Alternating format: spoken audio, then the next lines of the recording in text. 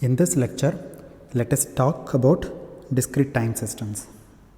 Okay, so far we talked about signals and how the signals will interact with systems, right?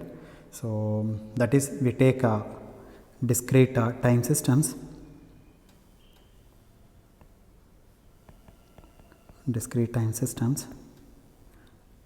and the input is, let's say, x of n, and we would like to see what is the output y of n, okay, and see how it can be characterized in the transform domain, in the frequency domain, how your output looks like. So we have learnt about discrete time Fourier transform, then discrete Fourier transform, and Z transform till now. Okay, so discrete time Fourier transform, discrete Fourier transform, and Z transform of signals. Now the next question is, how do they help in characterizing discrete time systems? Well, one of the things that you should appreciate is that any signal, be it analog or discrete time, any signal can be decomposed into sinusoids, right? That's what we understood from our DFT, DTFT and Z transform. Okay, so decompose into sinusoids when you take Fourier transform, and when you take a periodic signal in the continuous time domain, we take Fourier series. Periodic signal, we take Fourier series, and we know that the Fourier series is summation of sinusoids, an cos n omega t plus bn sin n omega t, like that. Okay, so we have summation of many sinusoids of frequencies which are harmonically related. See, omega naught, these are omega naught, and you have 2 omega naught, 3 omega naught, and so on and so forth. That is, there is a fundamental frequency. There is a fundamental frequency, and this fundamental frequency f naught is given by 1 divided by the period. Then you have the second harmonic, and you have the third harmonic, and so on and so forth. When the signal is not periodic, then we take Fourier transform. Okay, so when the signal is not periodic, then what do? We took Fourier transform, continuous time Fourier transform, CTFT, which means that the spectrum consists of all frequencies. Here the frequencies are harmonically related, fundamental frequency, second harmonic, third harmonic, but in the signal is not periodic, then we took CTFT, and output of the CTFT contains all frequencies. Okay, that is a continuum of frequencies.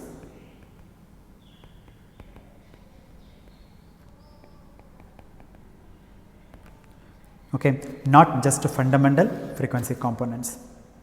Okay, not just fundamental and its harmonic, and in this case, no harmonics.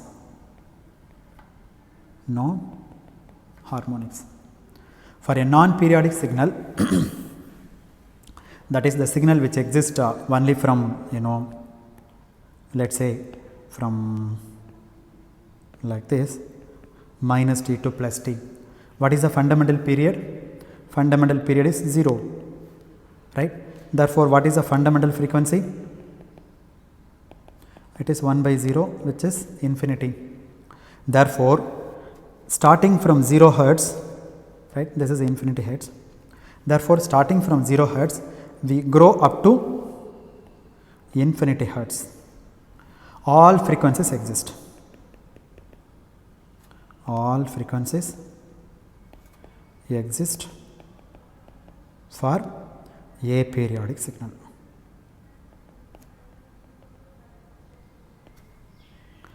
but it can also be looked upon as a continuum of sinusoids, right, because the sinusoids exist from 0 Hz up to all the way infinity Hz. And therefore, any signal, be it continuous time or discrete time, can be thought of a superposition of sinusoids. Okay. So, any discrete time signal can be thought of as a superposition of sinusoids. Okay. So, therefore, discrete time signal is equal to summation of sinusoids. Therefore, the spectrum between two adjacent sinusoids may be infinitesimally small.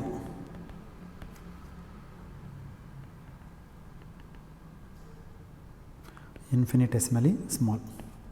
That is, we denote by d omega.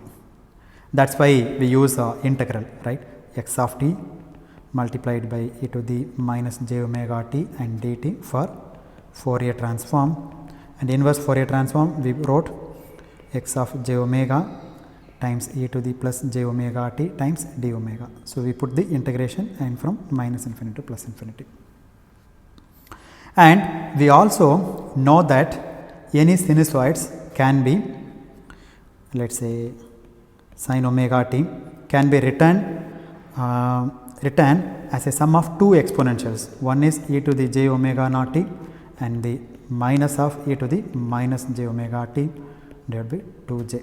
So, if you take sin omega t or cos omega t, does not matter, this sinusoidal components can be written in terms of two exponentials, and therefore, an exponential signal is the most elementary signal as far as characterization of a system is concerned.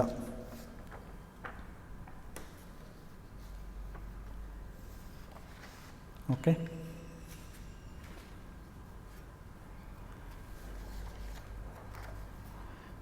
So, if we know the response to a sinusoid or an exponential signal, then you know the response to all other signals, because any signals can be decomposed into sinusoidal signals, and the sinusoidal signals can be written in terms of exponentials. Therefore, the moment we know the response of a sinusoidal signal or an exponential signal, then we will be able to know the response of any arbitrary signal. So, that is what we are trying to say here. So, we try to find out the response to an exponential signal, and for that we specialize our system to Lti systems.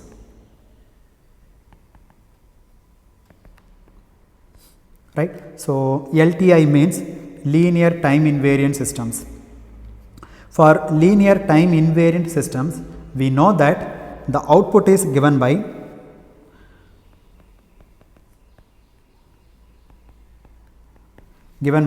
the convolution of the input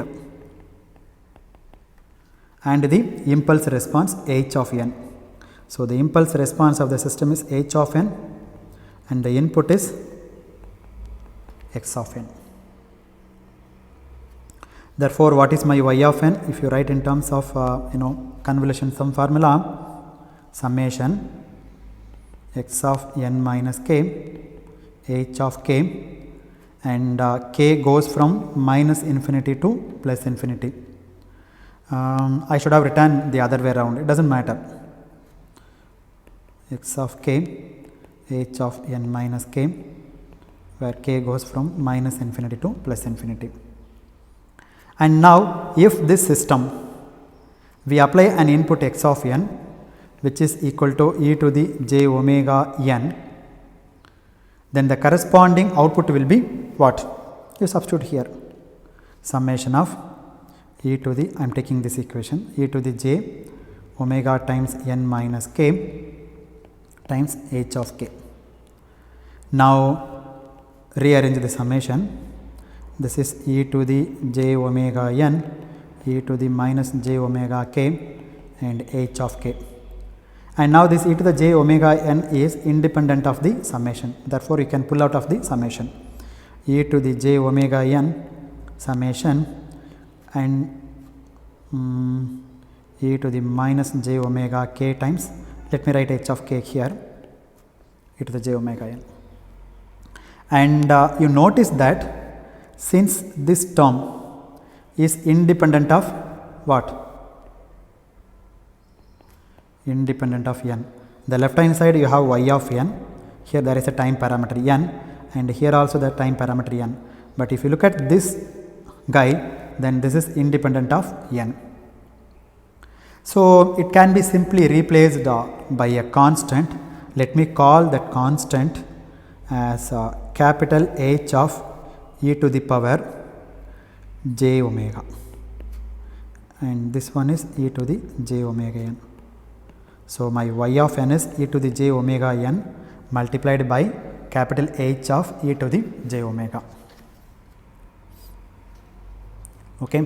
And this one is constant. This one is a constant. That is, when I say constant, what does it mean? It is independent of n. Therefore, y of n is a constant, that is capital H of e to the power j omega multiplied by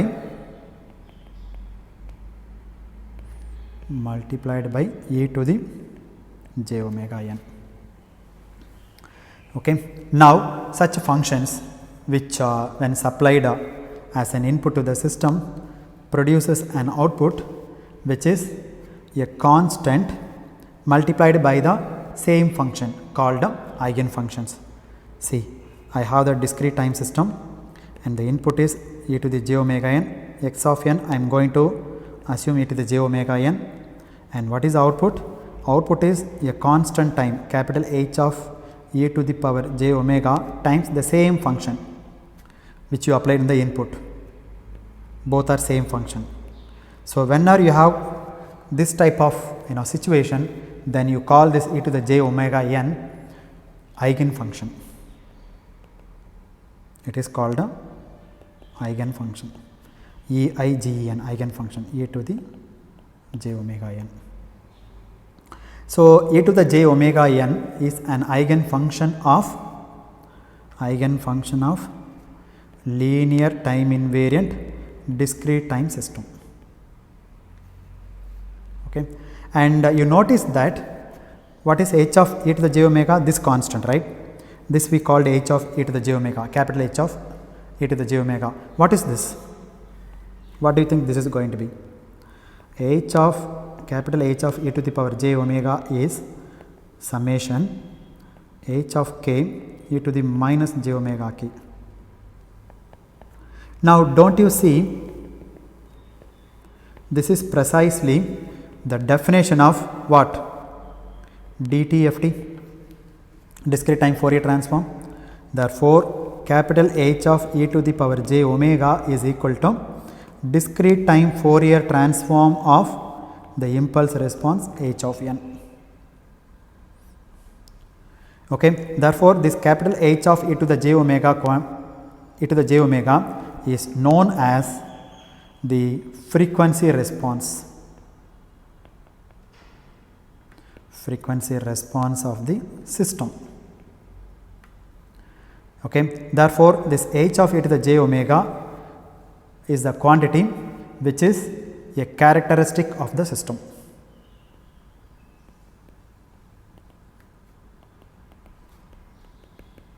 By using this e to the j omega, capital H of e to the power j omega, we will come to know the behavior or the character of the system. Okay. Just as h of n is the characteristic of the system in the time domain. Similarly, h of e to the j omega is the same characterization as h of n, but transformed to the frequency domain. Okay. So, therefore, capital H of e to the power j omega is called frequency response because it involves what? Why is it called frequency response? Because it involves omega. Okay. Therefore, it shows the complete frequency behavior of the system, and in general h of e to the j omega will be the complex frequency. Capital H of e to the power j omega will be a complex quantity. In general, need not be complex, sometimes it may be real and sometimes it may be complex. So, in general it is a complex quantity. So, whenever you deal with a complex quantity, then that complex quantity can be written in terms of magnitude and phase function. So, capital H of e to the power j omega can be written as magnitude and its angle, phase angle. So, how do you denote this phase angle? E to the j times angle of h of capital H of e to the power j omega, that is it. Okay. Now, we know this is magnitude and this is phase, right, and we know this magnitude is what? It is real and it is even function. And what about phase? Phase is odd function. And is phase real? Phase must also be real quantity, but it is odd function. Okay. And angle and phase are equivalent terms. Now, it is interesting to see that this e to the j n omega leads to discrete time systems, leads to h of e to the j omega times e to the j omega n, isn't it? Now, because the system is linear, if you take the real parts of this, because the system is a linear system, right? If it is linear, then you can take real part in the input side as well as you can take the real part in the output, both should be equal. Okay. So, if you take the real parts of both sides, they should be correspond to each other. E to the j n omega gives rise to h of e to the j omega e to the j omega n. Then if you take the real parts of e to the real part of e to the j omega n, then this gives rise to real part of h of e to the j omega n times e to the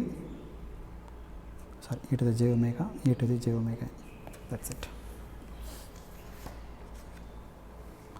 In other words, if we know the response to the e to the j omega n, then you know the response to cos n omega and sin n omega also. Why? Because real of e to the j theta is equal to what? Cos theta. Imaginary part of e to the j theta is what? Sin theta, right? Therefore, once we know the response to e to the j n omega, then we will be able to easily find out the response of cos n omega and sin n omega. So, how do you do that? E to the j n omega gives rise to capital H of e to the power j omega times e to the j omega n. As I said, this is a complex quantity and the complex quantity can be written as modulus of capital H of e to the power j omega and e to the j times angle of h of times e to the j omega n, this one. Now, these two are phase terms, combine those two guys, magnitude of capital H of e to the power j omega times e to the j times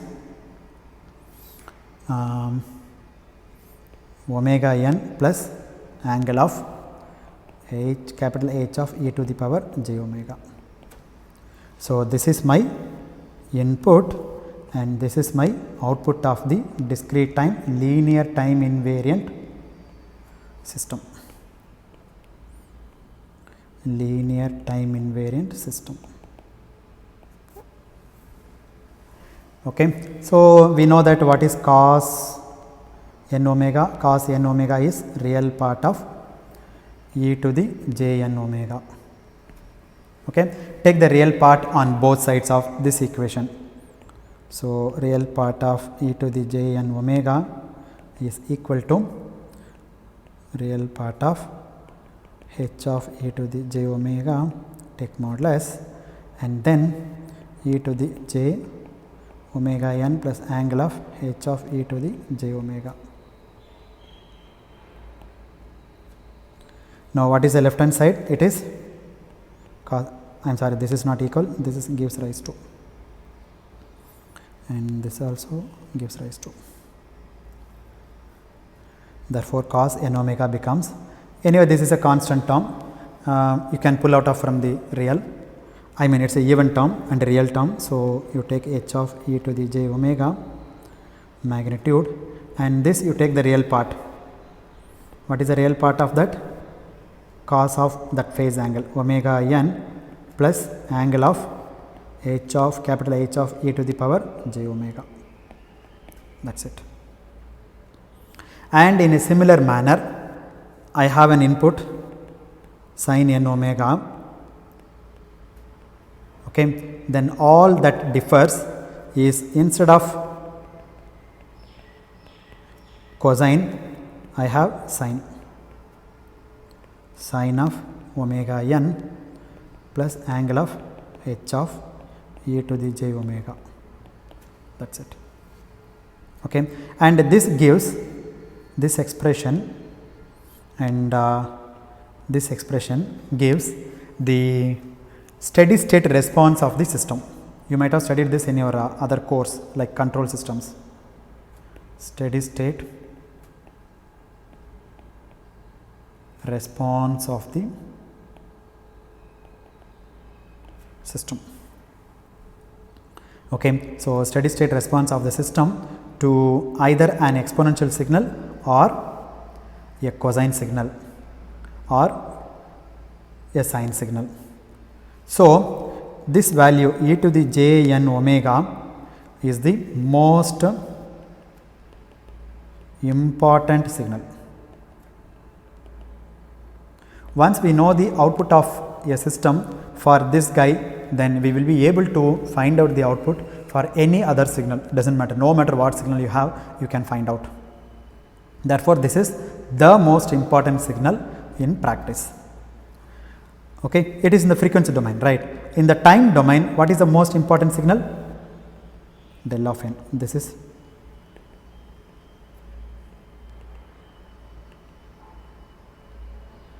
del of n is the most important